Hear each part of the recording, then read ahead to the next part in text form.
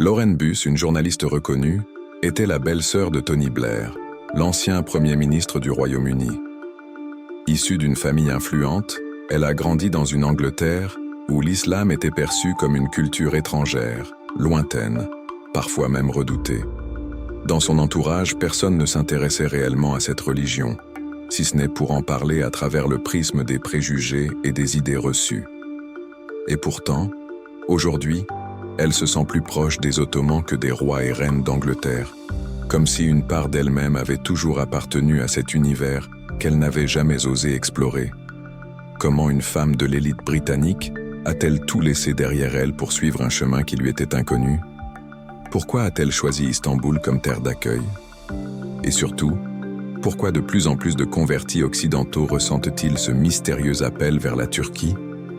Lauren Buss n'a pas eu une enfance ordinaire.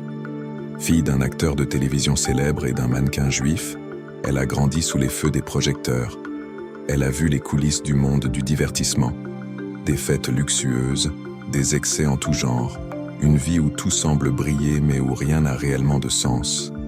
Derrière les paillettes et les apparences se cachait un vide qu'elle ne parvenait pas à combler.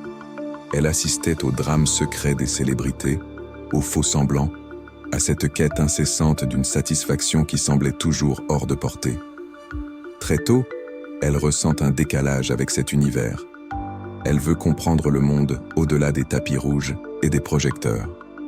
En tant que journaliste, elle se lance dans un voyage sans retour, parcourant le globe à la recherche de vérité. Elle couvre des conflits, des crises, des événements majeurs. Elle est témoin de l'horreur, de l'injustice, mais aussi de la résilience humaine. Mais il y a une mission qui va bouleverser sa vision du monde. Elle est envoyée en Palestine pour documenter la situation sur place. Là, elle voit de ses propres yeux ce que les médias occidentaux ne montrent jamais. Elle découvre un peuple digne, une foi inébranlable, des sourires sincères malgré l'injustice, une solidarité à toute épreuve, un choc. Elle s'attendait à voir la douleur, mais elle ne s'attendait pas à être témoin d'une force intérieure aussi puissante. Cette rencontre ébranle ses certitudes et éveille en elle une quête spirituelle qu'elle n'aurait jamais imaginé entreprendre. Lauren Buss, qui jusque-là n'avait jamais imaginé remettre en question son mode de vie, commence à se poser des questions. Pourquoi ces gens, malgré leur souffrance, semblent-ils en paix? Pourquoi leur foi est-elle si forte alors qu'ils ont si peu? Mais ce n'est pas en Palestine qu'elle trouve sa réponse. Ce n'est pas non plus en Angleterre, dans les bibliothèques ou les débats philosophiques. C'est en Iran, dans une mosquée. Un jour comme un autre, elle entre dans cet endroit sacré presque par hasard, un simple lieu de prière. Elle observe, elle ressent. Et puis, quelque chose d'inexplicable se produit. Une sensation de sérénité totale l'envahit, un calme qu'elle n'a jamais connu, même dans les plus grands hôtels de luxe ou les soirées mondaines. Son cœur lui murmure une vérité qu'elle n'osait pas entendre. C'est ici que tu trouveras ce que tu as toujours cherché. À cet instant précis, elle sait. Elle sait que sa vie va changer. Elle sait qu'elle ne pourra plus ignorer cette force qui l'a attirée ici. Et quelques mois plus tard, elle prononce la shahada. Elle devient musulmane. Le monde autour d'elle ne comprend pas. Comment une femme occidentale, libre, indépendante, éduquée, peut-elle embrasser une foi tant critiquée en Occident? Les critiques fusent, les moqueries aussi.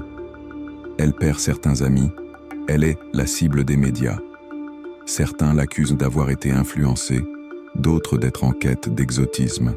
Mais peu importe, car pour la première fois de sa vie, elle sait qui elle est. Elle se plonge alors dans l'étude de l'islam, cherchant à comprendre chaque détail, chaque nuance de cette religion qui l'a profondément touchée.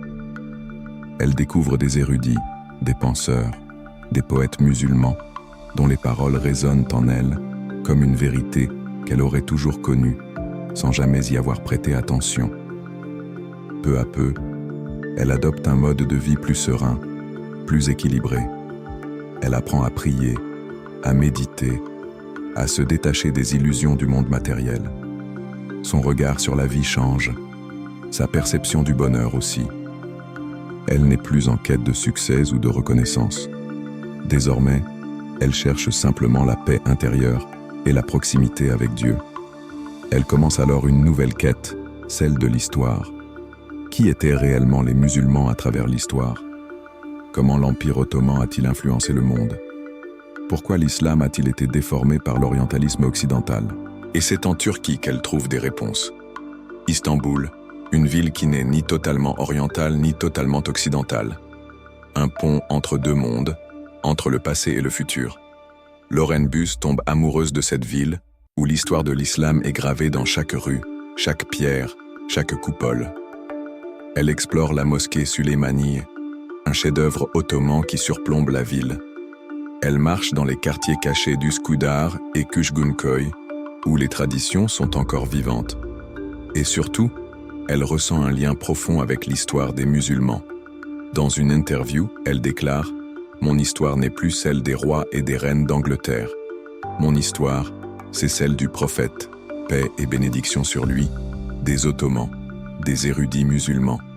Elle n'est plus seulement britannique, elle est musulmane. » En Turquie, elle découvre un aspect fondamental de l'islam qui l'avait profondément marqué en Palestine, l'importance de la famille. Si vous vous promenez dans les rues d'Istanbul un vendredi soir, vous verrez quelque chose d'incroyable. Des familles entières en train de dîner dehors, enfants et grands-parents réunis, rires et discussions animées. On ressent une chaleur particulière dans ces moments de partage, une véritable harmonie intergénérationnelle qui semble défier le rythme effréné du monde moderne.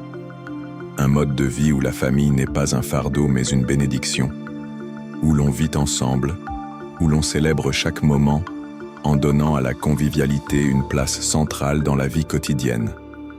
Dans un monde où l'individualisme écrase tout, où l'Occident promeut une solitude déguisée en liberté, Lauren Buss trouve en Turquie un trésor oublié. Elle n'est pas la seule. Beaucoup de convertis occidentaux ressentent cet appel vers la Turquie, comme si, après des siècles de division, quelque chose les ramenait ici. Un retour aux racines d'une civilisation islamique qui a tant apporté au monde, où la solidarité et l'entraide priment sur l'égoïsme, où les liens familiaux constituent une force plutôt qu'une contrainte. C'est une renaissance pour elle, une redécouverte d'un mode de vie où l'être humain n'est jamais seul, où il est toujours entouré, soutenu et aimé. Aujourd'hui, elle partage son histoire avec des milliers de personnes sur sa chaîne YouTube. Elle y parle de l'histoire des Ottomans, des grandes mosquées, mais aussi des défis modernes que rencontrent les musulmans. Elle est devenue une voix pour tous ceux qui cherchent un sens à leur vie. Alors, posez-vous cette question. Et si le monde musulman avait encore un rôle essentiel à jouer dans le futur? Et si, après des siècles de domination occidentale, l'islam redevenait une lumière pour l'humanité? Lauren Buss en est convaincue, et de plus en plus de musulmans à travers le monde ressentent la même chose. Peut-être que vous aussi, au fond de vous, ressentez cet appel. Un retour à une histoire oubliée, à une spiritualité authentique, à une communauté unie.